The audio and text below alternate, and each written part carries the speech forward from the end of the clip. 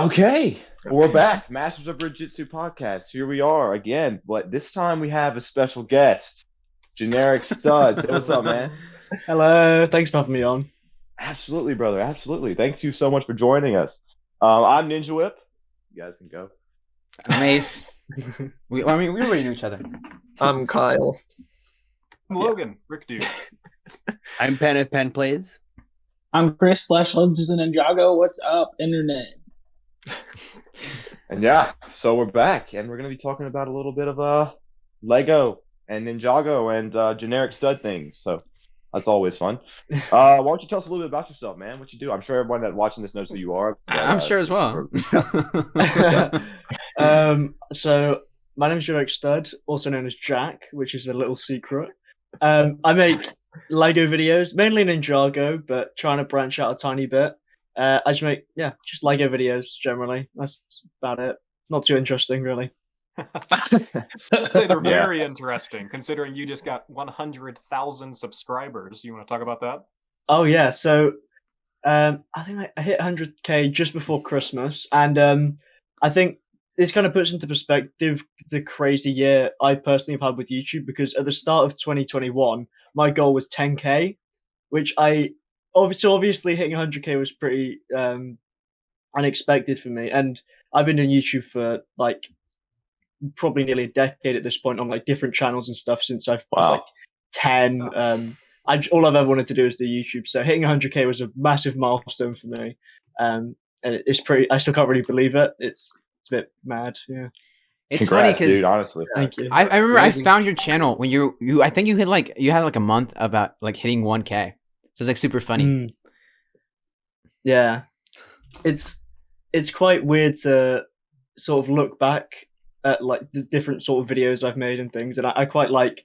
I don't want to delete my old videos if that makes sense, because I sometimes like going back and watching the videos from like the 2020 lockdown and stuff, because I think it's interesting. Actually, I remember when I found your channel, your biggest video was like the Mario, like how big of a score can Mario make? I remember that was your biggest video back then. Yeah. Oh, that's crazy. I think the first video I found of you was with like you were trying to get into the Lego Club magazine. That was the first thing that ever showed up for me. Yeah. Great stuff. Do you ever make it Thank in? you. No, didn't hear anything, sadly. I have had that same dream crushed as well. It's a fortunate circumstance. But I got a letter saying, "Oh, thank you for submitting a creation." I'm like, great. I guess I'm too old, I guess. Oh, I didn't even get anything. They just completely blanked me. That was like a good decade ago plus now. Like, oh, wow. That was ages ago for me. Yeah, Penn was a kid. Penn is an adult now. Like really adult. I know it's crazy, huh? Yeah. Oh man, it's ridiculous. But anywho, yeah, so that's pretty awesome, man. Again, congrats on that. You're grinding it. You're doing great. Everyone loves your videos, and I know the people at Lego love your videos as well. So just keep them up, and you're doing fantastic, man. So great work. Thank you. That's very kind. It's very hard to find energy like yours in the Lego YouTube space, especially. I've always said that it's very much early gamer YouTuber energy, but being put to toys, and it's so unique and it's so interesting and it's so engaging. I love it. Yeah. Thank you so much. Thank you. Oh. I feel like it's hard to find energy like that on YouTube, like in general. Like the only thing, as far as like YouTubers and stuff that I watch, like MatPat is maybe that level, but like your editing style is one of the things that initially drew me to you, because like your editing style is just so sporadic, but also so clever in the way you do it. So kind of if you would elaborate on like what kind of steps you kind of had to do to get to that place where you were creating videos like the way you are now, if that makes sense. Yeah. I think it's a really interesting thing because so like you mentioned with editing, it's something that I try and do a lot. Try and put it's like 99% of the video is just me editing. That's where the time goes. And one of the most frequent comments I get is, what do you use to edit? How do you edit? That sort of thing. So I use Sony Vegas in case anybody wants to know. But I think with editing, I get asked for advice a lot about it. And I'm still quite new to editing because realistically, if you look at my videos from like a year ago, the editing is so different to what it is now. And I think a lot of it is I've never sat down and like watched an editing tutorial, taken notes, just make videos. I think generally you make videos and then every video try and do like maybe one new editing trick, or over the span of like a month try and add something new, and then that kind of expanded to 2 years, you get to a point there where you have your own style, that sort of thing. Because definitely, I think if you look at my first video, which I think was a Lego Mario video, it's completely different to the editing that I do now, and I would have no idea what I'm doing. So I think it's just sort of a case of literally just making videos, just trying loads of different things, seeing what works, seeing what's time efficient, what looks cool, and trying to steal as much as you can from big YouTubers that you like watching. Yeah, for sure. Absolutely, man. Absolutely. So yeah, dude. Let's get into some like Ninjago stuff. You know, we always love Ninjago. We love Ninjago here. Logan had a question Here for we you. I don't know if Logan, you want to ask him? Yeah, I mean, we can throw it now. So are you beefing with Mega? The thing is, Mega Construx, you know, I want Lego Pokemon. I want, you know, and they currently have that license. So my goal is if I as a Lego man can overtake them and assert some sort of dominance over this massive company, this international company, beat them in something, maybe we will just somehow try and show everybody they shouldn't buy that. And then if they don't buy Mega Construx, Pokemon drop the license, then Lego can swoop in, grab it. It's, you know, who knows? I think my biggest worry would be getting the shaping of the Pokemon to be a satisfactory way, which with all the unique goals they need. It's like, sure. And I know someone who has quite a few of the Mega Construx Pokemon. They are not bad. It's very impressive just how interesting that dynamic has become now, where it's like it's not a matter of one being better than the other. It's just that one is doing what the other isn't now. It's very interesting. I mean, I don't know about you guys, but like I'm not a big Pokemon guy, but like in my mind, like I can equate Pokemon to like the Minions molds. Like they do the Minions well, so like, you know. Yeah, but they do reuse a lot of the Minion stuff. So it's not a lot of tooling. What was that, Ace? Like with the Minion stuff, it's not. It's like two tooling, like two new molds. With Pokemon, they probably had to make like what, over 150 Pokemon.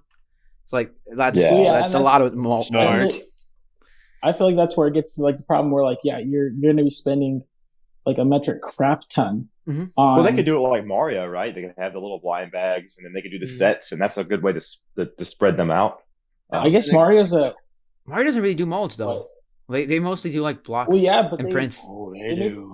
They make those creatures look like the creatures are supposed to be representing, and they do it in a decent but way. Do you want the Pokemon figures to look blockish or roundish? That's the question. Lego, right? I mean, like, there's definitely I feel like there'd definitely be like a creative licensing and stuff with.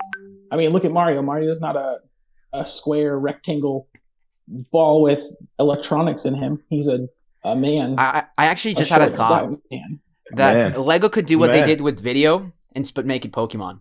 So like instead of the video capsules, they just make that Pokemon. That's that you have a Pokeball billion... the tiles of the Pokemon. Yeah, that's exactly what Lego could do. Sell it for like what, $20-$50, not $15, and that's it. You $1 billion idea. They rebranded it just Mega now. It's no longer Mega Construx. I mean, nobody even called them. Like, I still call them Mega Blocks. Same. To me, Mega Blocks is still like a curse word. Back when Euro Bricks was cool, like 3M curse using Mega Blocks. Calling Mega Construx at 3 a.m. gone wrong. Oh man! Turns out they're the imposter. It says on the thumbnail. No, Mega Blocks acting sus. I actually do want Mega Construx to die because I really like He-Man and they have the He-Man license, and I really want to see Lego He-Man. So that Lego He-Man was so sick. This is what I mean. Everybody needs to go against Mega Construx. Just like not buying the sets isn't enough. You need to go out of your way to try and take bully this them, company down. Are we like? Is this podcast like us as a It's, Lego it's beefing now. I community- mean, we're in the Yeah, beef, we're so. Masters of we- Brickjitzu and Generic Stud are beefing with Mega Construx. It's official. now. Yes. It's we're an official declaring thing war now. on Mega I mean, Construct. I feel bad for Mega, especially because of the fact of how oversaturated He-Man is becoming, especially right now. Like, there are too many lines out, too many things going on. Several great shows, several okay shows. So it's like, with all that effort going into it, if you put too much out at one go, people are not going to care anymore, and that's not a good thing. In fact, I think that's something that they always have been prone to, and it's very unfortunate to see it starting to escalate to that point again. After That's exactly what how happened to many me. attempts of this? Yeah, I mean, I lost interest in the He-Man because there was so much stuff I couldn't keep up. So I'm just like, okay, I'm out. So I'm spending all my money here Dang. right now. I haven't bought Really? Ninjago in a while. Just saying. well, speaking of He-Man? Ninjago, let's finally get into some Ninjago stuff. Yeah. Oh yeah. because- So the main That's topic like- of the podcast Bet. is: has Ninjago peaked already? This is the question. Ooh. Oh. What do you think, Jack? Let's What start do with you, think? Jack. Yeah. I think it has. And I'm sorry, everybody's gonna be really mad, but I think it has for me. I mean, this is just me. I mean, you know, it might be different for other people, but sometimes I do just think it should have ended after like season 2. Obviously, seasons past that have been really good, but it gets to the point now where it's like a lot of the tropes are happening so much, and it gets a bit boring, and the sets each year sort of feels like the same thing churned out. I think around like season 6 and 7 is where it was like, okay, it's still got some sort of legs, and each theme up until that point, each wave up until that point had been quite interesting with different vehicles, characters, locations. But now, for me at least, it gets a bit samey with just mechs, the same cars. Especially the last wave we've got of Evo is quite. I mean, I get that's the point of it, but it's like it's uninteresting now slightly. I think that's a Okay. fair analysis. Yeah. Yeah, Makes very sense. interesting take. Very interesting take. Yeah, I can see where you're coming from. But like, you know, for me, it's like I love those things. So like having them come back and back is fine. But I definitely can see where it can get repetitive and kind of boring for certain people. And you know, and even you know, you branching out to other Lego themes on your channel, I think it's fantastic to bring in a wider audience. So, but yeah, I definitely see where it can be a little repetitive. I don't know about you guys, but I can see definitely- it. I mean, this is Well, That's Brandon, at the or go spot ahead. where it's like where Take this out. we have reached a point where perhaps this narrative has run its course because there's already so much going on within this universe, this space of Ninjago, where if they were to complete that and leave it behind, it could potentially ignite a new creative look at Ninjago. In other words, like, it's not always bikes and mechs and cool trucks or whatever, and a lack of villain vehicles. It could be more beyond that. It might not be like every set might have a spinner. I don't know. It's stuff like that where if starting from scratch is something that we could see on the horizon, that might actually be better for it in a sense, just because we get to start from the beginning and then create new things to work off of from there, and new things that people consistently like, while also bringing in a little bit of the old. But then, of course, you have the core line there, and it's like you could have that there emulating the best parts of Ninjago as of the past and having that run alongside it. And, you know, if they ever do full-on hard reboot things, actually do a genuine legacy line where it's like, these are actually the sets from then. Because who remember? Just like Star Wars does it for all of their toy lines, not just Lego. Be exciting to see. I don't know. Yeah, Yeah. I think one thing for me is like someone who just collects, like, who buys the sets mostly for the minifigure selection, and dragons. Now that became my thing on accident. But like, yeah, I feel like Ninjago's really kind of getting stale. Like, we've had so many bikes. I every temple that comes out, I fall in love with for one reason or the next. The rumors of this upcoming wave definitely have me intrigued as far as like character wise, but again, a lot of it's just like sitting around the characters. I like kind of echoing Penn a little bit. Like, I would love to see like an actual legacy wave. And then I'd also love to see like a new generation of ninja and stuff. Like they've been kind of alluding to this, like, hey, let's become the masters. Like Lloyd's been, Master Lloyd for that little bit at the end of season 6. Season 5. They kind of hinted at that, and then kind of the next season they pulled back from it a little bit, and then with season 5 they were talking about like these future ninja and stuff, and they're all kind of in these like sensei gis and stuff. Like there's a future there that we've seen, but not something that we've seen in universe. And I feel like that's where they should go. Whether they will go that way, I think is something totally different. But that's what I would want to see with Lego going forward. Because I love Kai, love Cole, love Jay, love Zane. But like the characters are kind of being reinvented for almost no good reason every couple of years. My issue is so talking like, kind of. Sorry. No, I was gonna say like my issue with like Ninjago in general is I just it doesn't the reason I asked the question is because I feel Ninjago peaked for me back in 2012. Like I feel that was like Ninjago's peak. That's what everyone was talking about. Ninjago, everyone was buying the spinners, but then after that, people just thought like Ninjago ended or something. There's a lot of people like they still think like, oh, I see on Twitter a lot like people like, oh, Ninjago's still going on. And then like the hardcore Ninjago fans like Ratio the guy like, oh, Ninjago's going on strong. And my issue with Ninjago, you can blame is that really on the Cartoon Network, right? That schedule was so bad, and even like towards like when we got down to Rebooted, it was so bad that people just kind of they fizzled forgot out about it because that wasn't Cartoon Network's right. fault. They were working on the episodes in real time, so we only would get 2 episodes at a time. But like going back to my point, like for me, I haven't bought modern Ninjago sets in a while, and it's mainly because I mostly want the stuff that I grew up with. Like I wanted like the Possession sets or like Skybound sets or like Tournament of Elements or those sets, and I don't know. That's why I feel like Ninjago. I kind of wish Ninjago ended a while ago, even though I still love Ninjago and I like seeing the stories and the sets. Sometimes I feel like maybe if Ninjago ended in March of the Oni would have been good. I don't know. If I could speak to it. Oh, sorry, Ben. You go ahead. I think that personally, I'm actually on the side of that. I don't think it's peaked yet, and I think it's almost more of just that.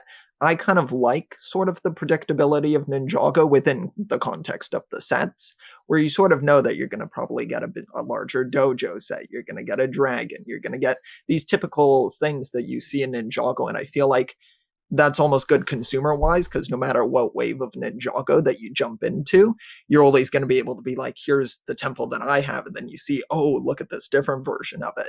So I kind of like how it follows a sort of specific trend.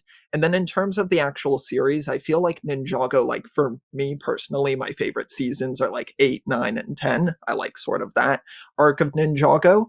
But I also do feel like Ninjago is kind of a universe that lends itself really well to just constantly being expanded upon, because with Ninjago you can so easily just sort of build upon the lore. You can have Master Wu say something like, oh, there's this ancient enemy who's come out of nowhere and now we can explore this whole new thing. Yeah, so I feel like Ninjago never really needs like a hard reboot. I feel like it's just you can expand further than maybe we would have thought. Like you don't have to have the typical, okay, here's the 4 ninja, here's like the classic ninja together. You can actually explore different parts of it. So I don't think it's peaked yet, but I think it's possible. I think in that respect, it's good that Evo is the way that it is, because it's like there's always a mech, there's always a dragon, there's always a temple. So in case they wanted to branch things out with the main line, they could. But then it's like, should they, with all the appeal for what's going on in the past, it isn't just about any Serpentine. They want the Serpentine from the 2012 waves and such. It's like, that's also the benefit of having a tried and true legacy theme as well. So it's like it's a give and take situation there. But what's cool about Core is that it can be anything. It isn't constrained within the narrative, but it can make sure that those staples are available, and I think that's great. No. And kind of falling back to like repetitive sets and stuff. Now, Jack, you currently have a Lego Ideas set that is running on Ed and Edna's Scrapyard. Can you kind of give us an update on that? How's that going? Oh, I actually haven't checked in a while. I'm just going to pull it up quickly. I need to make another video on it or something, I think. But I'm just going to scroll a bit. Because every time you bring it up, it kind of gains at least another 200 or 300. So yeah. So at the moment, it's got 7,000 supporters with 700 days left. So hopefully, we'll make it. But yeah. So obviously, they're not going to make it as a set. But I just thought it would be quite fun, like as a community thing, to get people around sort of like a common goal to try and get this thing to 10,000 supporters. I didn't think it would get as many supporters as it has. To be honest, I wasn't expecting it to get nearly as many. But I like the community being together on some things and kind of uniting for a common goal, wanting the same thing. It's always nice to see. So that was sort of what I wanted to do. But yeah, 7,000 people have voted for it, which is very great. So if you guys watching the podcast want to vote for it, you should. The question is, has everyone here voted for it yet? Yep. Yes, I have. Okay, I have. Yeah. Let's go. Thank you. Logan? Okay. Of course. Because I just want to see. I just talk about it. I don't vote for it. Okay. Going to the next topic. That's a little bit hand to hand with the previous one. The question now is, do you guys think Ninjago could survive without the TV show? Because we've seen Evo, and I actually don't think so. I don't think that if Ninjago didn't have a TV show, I think it would have ended in 2013. I think it could have made it to the possession wave and then probably fizzled. Honestly, I mean, I feel like the real would it have any supporting information at all? Because like we look at like Galaxy Squad and other kind of like one-off sort of themes and stuff, and like those did okay. They only lasted like a year and a half, but they had like comic books. So like, would Ninjago be allowed to have comic books, or would it just be like the line? Because I feel like that would be a bad business move to begin with. But like, for the sake of the question, would it be anything else other than just like comics and like think Bionicle, but without the movies. Without a lawyer, you can't keep track of. I personally want to echo a couple people's opinions here. I do think that if the narrative with the TV show stopped with the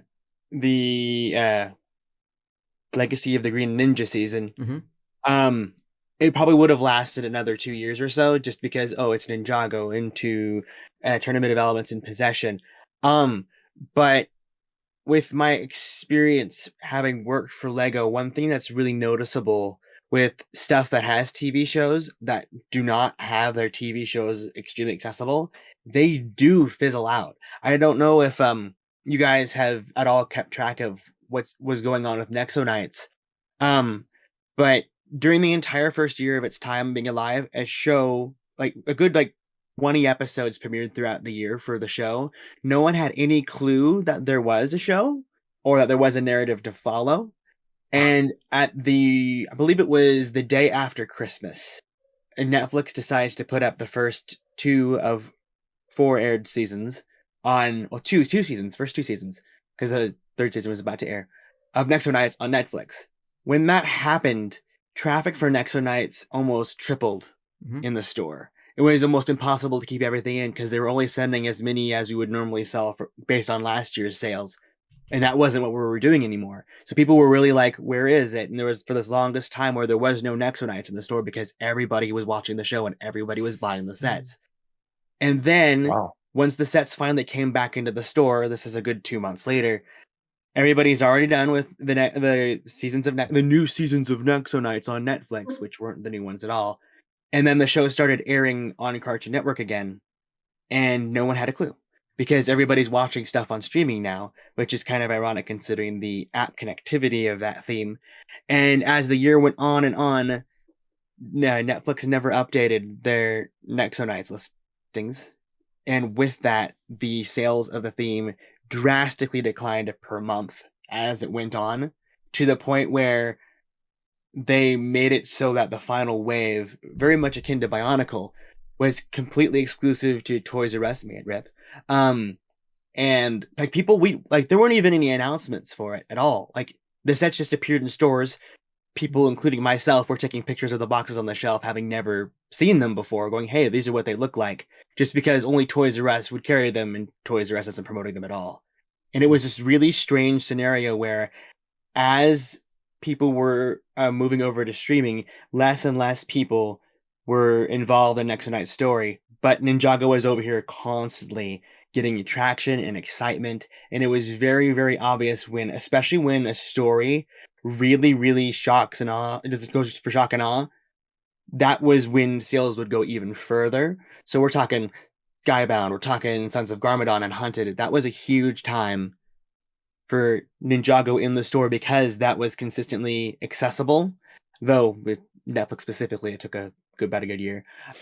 But in that situation as well, Chima also suffered from that too, but that was much earlier on in the streaming era, so it wasn't exactly as a detriment to it.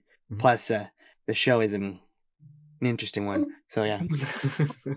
Shots fired.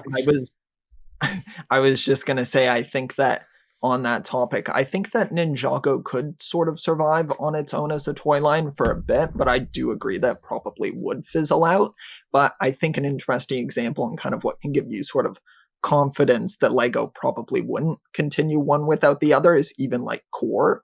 I feel like the Core wave on its own probably could have done well, but look, they even went through the effort of doing the shorts, sort of like showcasing some of those sets in that. So I feel like Lego itself might not even have maybe the confidence that they can sell a wave of Ninjago without having at least some sort of media that's promoting it. So I don't feel like it would be something that they would really want to do. I don't really think it would be logical either, because then you're getting these villains in these sets, and if you don't really know anything about them, it's kind of going to be like, it's probably only going to appeal to a very young audience who's like, oh yeah, toys, like they'll just want anything really that's Lego themed. So I think that they go hand in hand, and I feel like one without the other, it's just not going to work as well. Yeah, something that really stuck with me as a kid, I would watch the show and then I would go and take the sets and make my own story out of it. So that was like, I don't know, the story gave me inspiration to create my own stories. Mm-hmm. So that is why I feel like it's very important in my eyes, at least. I don't know about you, Jack, but that's just me. I think I definitely agree that I think some sort of media would be pretty necessary for Ninjago to survive. I mean, I think it's quite telling. Like at the moment, I don't necessarily know how accessible the media is for the casual fan. Like a 10-year-old wouldn't necessarily be able to go on the like Ninjago Google Drive that has all the episodes to find them for the new seasons, or know to go on to YouTube and find the brand new core line that Tommy Andreessen puts on his Twitter. I don't know that it's that accessible for fans at the moment anyway. Mm-hmm. And I think, I don't know their sales figures or anything, but I've definitely noticed a lot more people commenting on like my videos. I see comments where people say, how do you watch the new seasons? Where are you watching these? How do I get these? And even for seasons like season 13 that's been out for like 2 years, people are still asking, how do I watch this? Where are you watching this? And I think that potentially says that the show isn't as important as maybe Lego would have us think. But I think more likely they wouldn't get rid of it completely. They would just shorten it down to like the core shorts. Because it just makes sense. They're so much cheaper to produce. You'd get probably the same publicity, just a short story. And I think with the way that media is presented to people, away from sort of TV shows and more so towards short form content, it would just make a lot more sense for Lego to do that, which would be upsetting to see. But if Ninjago was going to continue and they were going to get sales, that would be the way they would have to do it, I think.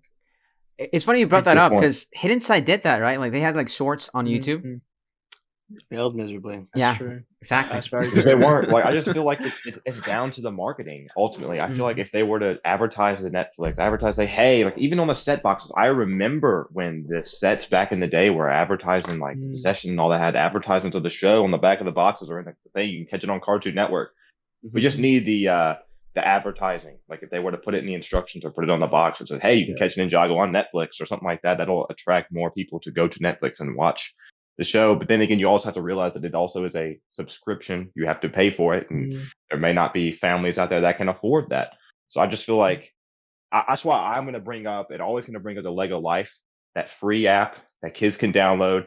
It's made for kids. It's a great way to put the show on there, or some sort of like, have all the episodes on there for kids to watch, because I mean, they don't have to pay for it, and it's, it's free. So there is a free website called Tubi.tv that has the first 7 seasons Also, all of Nexo Knights and all of Legends of Chima. Go ham, fam. Completely free, online, and completely legit. Yeah, Have fun. Pirates. I've used Tubi before. No, they're not. It's legit. It's legit. No, Tubi is the thing about Tubi is they put you like ads halfway through the episodes, so it's like minute 15 that you have an ad, like, but it's like unskippable ads. It's I mean it's free content, but like you get ads. It is a means, and also it's one of the things where since we have the shorts and such, that's kind of the easiest accessible ones because they're on YouTube and such. But if there were more eyes on marketing for the show would become more lucrative, and so would the IP itself. Like, if people were drawn more to the show, it could actually improve the overall sales of Ninjago, making it so that it would be more of a need to promote it, but then also, because of its rich history as well, keep people hooked. Like, in my perfect world, I think Lego should have sold Ninjago to YouTube, made that like a YouTube premium thing, have the first 2 episodes free to everyone. Because the thing about kids is, I look at this, like, my girlfriend's little brothers, they don't know where to watch Ninjago, so they just Google Ninjago episode, season X, episode what. And that's how they watch, that's how I told them to watch stuff. So if a kid were just to, like, Google or, like, search on YouTube, like, Ninjago season 16 or 15, whatever you want to call it, episode 1, and it was a YouTube premium thing, it would just pop out, and that's how you get people hooked. Yeah, Still does but cost money though.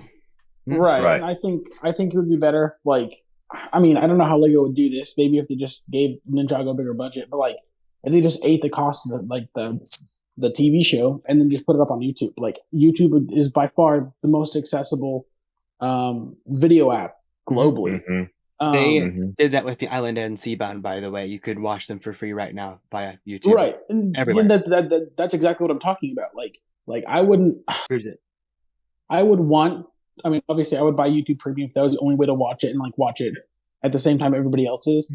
But there are going to be people that screenshot that. There are going to be people that have that up. So you're going to have rips on there anyways. So like, why go to the effort of locking it behind this premium subscription? Yeah. Fair. Another thing is, I believe that Netflix is cheaper than YouTube Premium as well. So what? Sorry.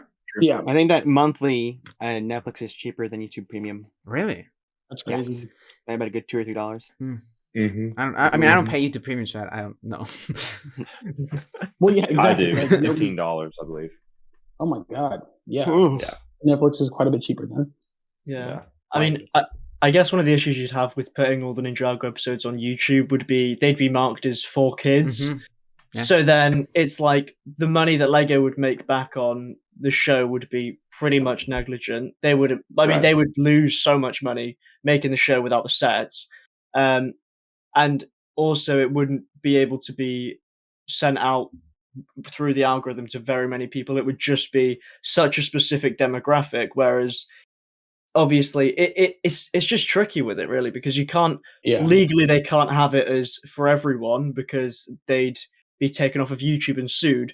But then if they do put it as made for kids, then the algorithm isn't going to send it to people that are over the age of 13, of which there are still millions of people that would be interested in that and buying the set. So I think it's almost like, and again, legality is a difficult thing with putting on Netflix and then putting on YouTube, I'm sure. But if they could figure out a way to put it on a couple different streaming services or just Netflix and then put some of the episodes on YouTube for the more casual viewers to watch, I think that would just work so well.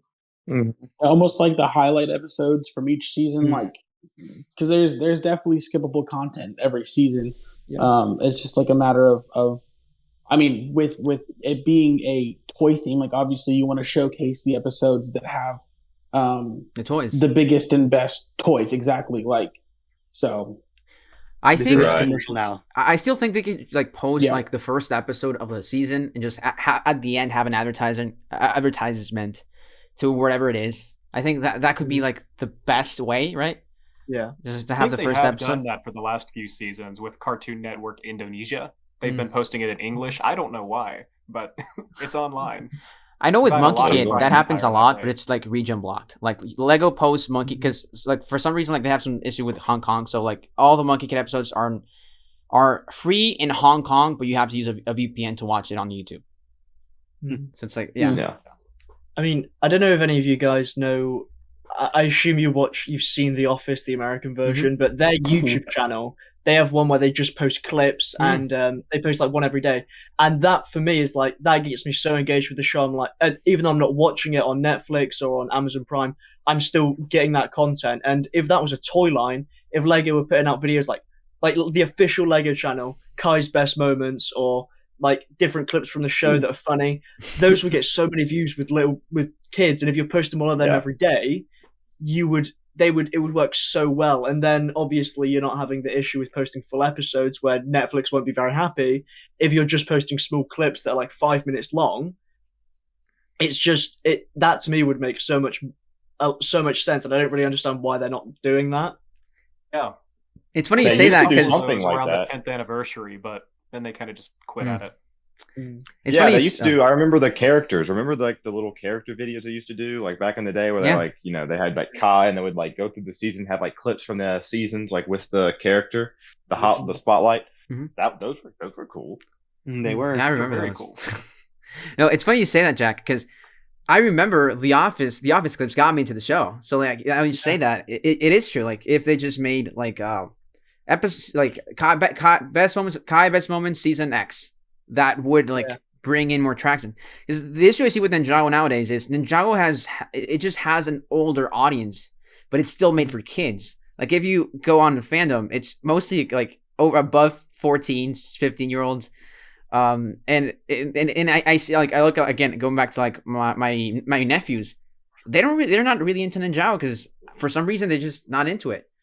And I feel if it was just more accessible to children, because I mean, teens know where to find it, but kids don't. At the end of the day, what we need for Ninjago to like just keep going is kids, because eventually most of the teens were like, stop watching Ninjago or stop buying stuff, because everyone goes through that phase. So I do think Lego should just focus on like bringing in new fans, but like still keeping in the rest.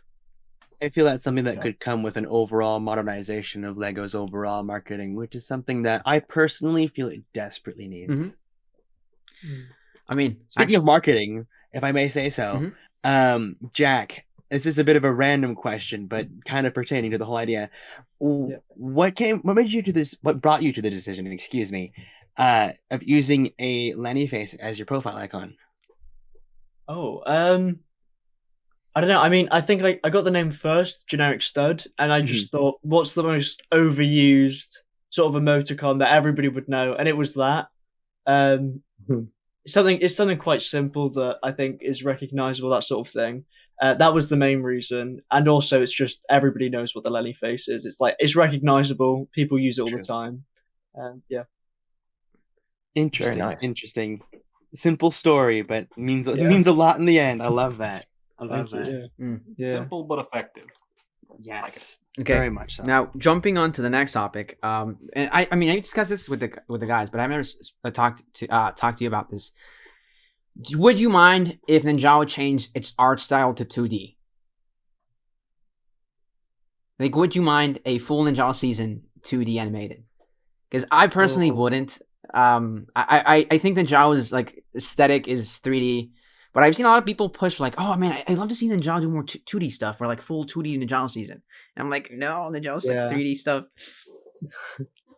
I think as long as it wasn't like the anime episodes and it was like Monkey Kid, then I think that would be pretty cool. Like Monkey Kid is one of the most. It looks so good. That show looks. I haven't watched it, but like the trailer and that, it looks beautiful. Like the art style's stunning. That and Ninjago would just be amazing, and I think that would sell the whole idea of like ninja. I think the dragons, the cars, the vehicles would look so cool in that medium. And I think it would be more easy to translate it to Lego in a sense, because you're not having to go off of 3D models, which feel more tangible, and that people can almost be like, oh, that doesn't look quite right. Because if you're transitioning it a whole other dimension, you can have a bit more creative liberty with it. I think it would be cool to do that for a season, or maybe start off doing some shorts like they've already done with the 10-year anniversary shorts, which looked amazing.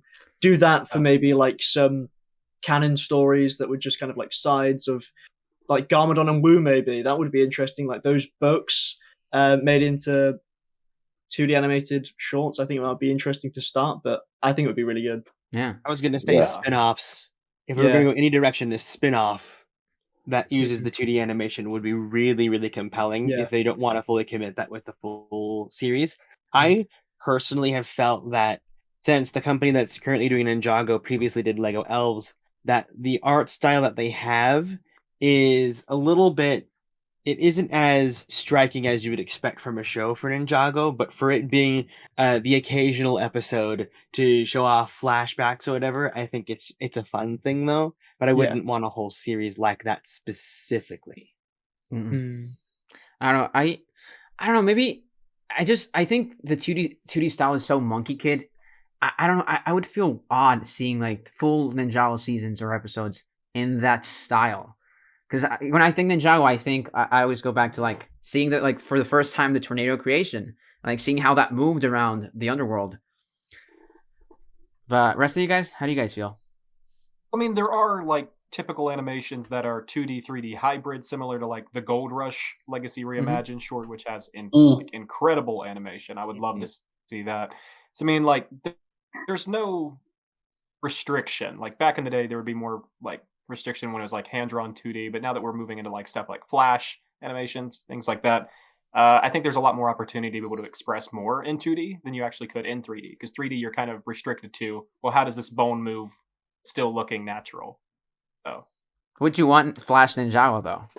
I personally wouldn't want Flash Ninjago. But I do think that 2D animation could work. Yeah, I think for myself, I mean, I've watched through the first 2 seasons of Monkey Kid, and I've really liked how it looks. And I think that could work for Ninjago, and I think it could almost even help with differentiating the show even more from the sets, so that you're in this totally different style. I feel like when you're watching the show, especially with the characters, they obviously look exactly like the minifigures that you're getting. So I feel like that could even help kind of make a stronger divide there, so that maybe they could sort of stand on their own. You don't necessarily feel like they have to go hand in hand. But I also do feel like if they were going to transition Ninjago into a different 2D style, it would be good, like similar to those anniversary shorts, to do it in a way like that, just to gradually get into it. Because I don't think at least the fan community would probably like maybe not take too kindly if it were just one day the new Ninjago season is just randomly in a different style. And I think even story-wise, that would be a little bit weird. So I think if they were to gradually do that, I mean, I'd be open to like a different sort of style that allows for more different sorts of not having the limitation of 3D animation. It would be really funny though, like the next year, Ninjago's next season, or like not this year, the next year season is like just randomly 2D, like no warning, just it's a reboot. It's like we get to see Kai go find Nia again or something like that, or Kai become a ninja. I think you brought up a great point. If Lego were to just cut and dry reboot Ninjago, that would be the perfect time to implement a new animation style. Because like, I mean, 2D wise, I think while I would love to see Ninjago in the Monkey Kid sort of style, I would prefer that. I guess I wouldn't prefer that. I'd rather Monkey Kid keep that style, have it be its own thing. Maybe, I mean, I really like the way that like Hidden Side was animated. I thought that was really cool. It's all shaded. Yeah. Toon shaded. Oh, toon shaded. Yeah. I thought that was really cool. And maybe like if they were to, this is going to be like this would be a huge stretch, but like if they were kind of to do a sort of different style every season, because I feel like that toon shaded would have worked really well with Possession, kind of like the intro was kind of that way a little bit. But like, I don't know, it would take a lot of work. It would probably take a lot of money. It'd probably take a bazillion different studios. But if like Lego is really committed to it, Ninjago kind of redoing itself every 3 or 4 years, like that would be the perfect opportunity to do so. I honestly feel the Evo shorts could have been 2D, and that would have been amazing. Because even like the box art is like real. Like I don't have a box art nearby. Like, ignore the black. I love the painted backgrounds in the box art. I would have loved to see the Evo shorts be like that, like more Japanese inspired 2D animation. That would have been awesome. That was a missed opportunity, to be honest. Now that I think about it, that was a missed opportunity. Yeah. One last question before we wrap up here. Jack, other than your love for Lego and Ninjago, was there ever anything or anyone that inspired you to become a YouTube content creator? Ooh, that's a really good question. I think so. Just generally, I liked making videos when I was younger. I think possibly like when you're younger, Dan TDM, Stampy, and those sort of creators. When I was little, I liked a lot, and then obviously when I was younger, making videos. But when I got back into Lego after a bit of a dark age, it was Just Too Good, M&R Productions, Bricks by Mind as well. When he started making content, sort of inspired me then to think, oh, Ninjago, I remember that when I was younger. I want to go back into that because obviously it made me realize there was actually quite a large audience for that theme. But definitely, I think Just Too Good specifically, I remember watching I think it was one of his top 10s. I got recommended to me while I was in my dark age, and I was like, oh, Lego's actually still as cool as it was when I was 10. I want to try and get back into this. This is actually really interesting. I bought some minifigure packs, that sort of thing. And then I think it was for me as a teenager getting back into Lego was seeing the older creators like Ryan, M&R Productions, Ash and Flash, Bricks by Mind. It's really good, I think, to see people a similar age to you or slightly older enjoying this thing that you've always been told is just for kids and you have to grow out of it. Mm-hmm. I think that helps out so many people. Very nice. Yeah. Definitely. If we're all doing it, it's not awkward. That's true. I feel it with the 18+ stuff too. I think that's kind of encouraging even older people to get involved, Yeah. So I think it's all becoming cool, and I like that. Yeah. It's kind of a symbol of pop culture at this point, Yeah. That's true. Yeah. Very much so. Very good. I wonder if Lego realizes that. Nope. They probably nope. Lego still lives in the 90s, bro. To be nice. I was in Denmark, Ace. Their version of pop culture is Spice Girls and Queer Eye. Which in between there, in between, we might be getting there, maybe. Legend of Zelda someday. Okay. Anywho, so that about wraps this up. As a last question, are there any big videos that we should be on the lookout for coming from you, Jack? Well, I mean, so as I mentioned, the big one now, I've tweeted about it, so I guess I can say it's a Minecraft one. I have spent a lot of money on this one. I've bought so many sets. I am quite excited. But yeah, I mean, this one at the moment I'm working on. On Saturday, I'm going to a Lego convention, my first Lego convention. Heck yeah. So I might make some content out of that. I'm not sure, but at the moment, this Lego Minecraft video is my prized possession. My that's what I'm thinking about at the moment for videos. But yeah. Awesome. Congratulations, man. That's fantastic. Excited to see. Yeah. Again, thank you so much for joining us. Yeah. We loved having you on, and we hope to hear from you in the future. And we'll definitely link your ideas project in the description to make sure that we can get some more votes in. So, cool. Thank you so much for having me on. It's really nice to talk to all you guys. A lot of you, I watch your content and stuff, so it's cool to be able to finally meet you. So thanks for having me on. Absolutely, brother. Well, with that's the end of this podcast. Hope you all enjoyed it, and everyone have a absolute fantastic day. Yeah.